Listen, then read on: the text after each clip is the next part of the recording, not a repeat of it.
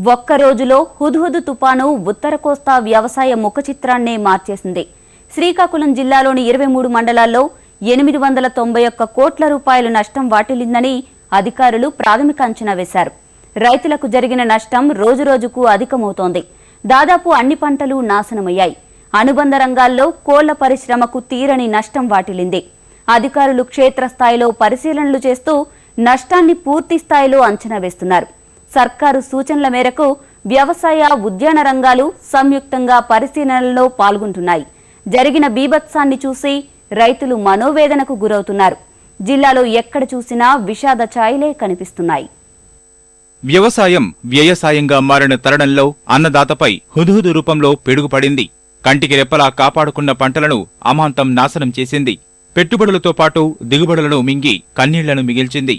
ఒకవైపు హుద్హుద్ తుపాను, మరోవైపు నాగావళి వరద కలిసి సిక్కోలు కర్షకులను నిలువునా ముంచాయి. అక్టోబర్ మాసం అంటేనే సిక్కోలు జిల్లా వాసులు హడలెత్తిపోతున్నారు. గత సంవత్సరం ఫైలిన్, ఈ సంవత్సరం హుద్హుద్, ఈ రెండు తుపానులు ఇదే నెలలో రైతన్న నడ్డి విరిచేశాయి. ఫైలిన్ కన్నా హుద్హుద్ సృష్టించిన వాయు విలయం రైతును సుడిగుండంలో నెట్టేసింది.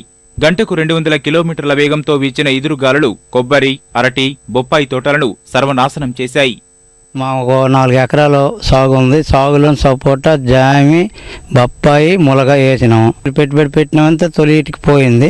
మళ్ళీ వెనకసారి మందులు మోకలన్నీ కొట్టి ఎకరాకి కనీసం 15,000 లెక్క ఖర్చు అయ్యింది. ఖర్చు అయ్యి ముందర పంట ఆదాయం వచ్చి సరిలోనూ గాలివాన తుఫాను వచ్చి మొత్తం దెబ్బ కొట్టేసింది. ఇటు గవర్నమెంట్ కొంచెం సాగుకుంటే రైతు అనమాట బాగుంటుంది. కాకపోతే రైతు ముసిం వేసి వచ్చింది. తుఫాను వల్ల ఈ నష్టం వచ్చిందండి. చెరుకు పరిస్థితి 5 ఎకరాలు నడుంకి ఇరిగిపోయింది.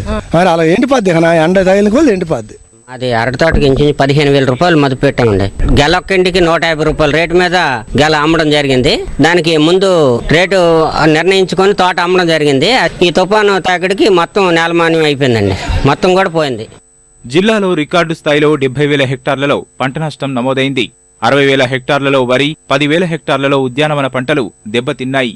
జిల్లాలో గార, శ్రీకాకుళం రూరల్, పొలాకి, నరసన్నపేట, ఎచ్చెర్ల, సంతబొమ్మాళి మండలాలలో అత్యధికంగా 80% పంటలు నాశనమయ్యాయి. జిల్లాలో 2-3 మండలాల్లో చెరువులకు గండ్లు పడి కోత దశలో ఉన్న వరి మునిగిపోయింది.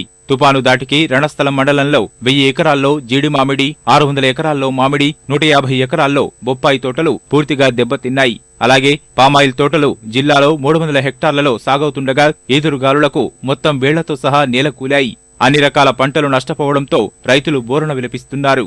వెన్నేసింది, ఆరం పెట్టింది కూడా పూర్తి కవ్వైపోయిందండి. ఇప్పుడు ఒక ఎకరాకి దగ్గర 25,000 రూపాయలు మదుపోయిందండి. అది తిరిగి మరి కోలుకునే పరిస్థితి లేదండి.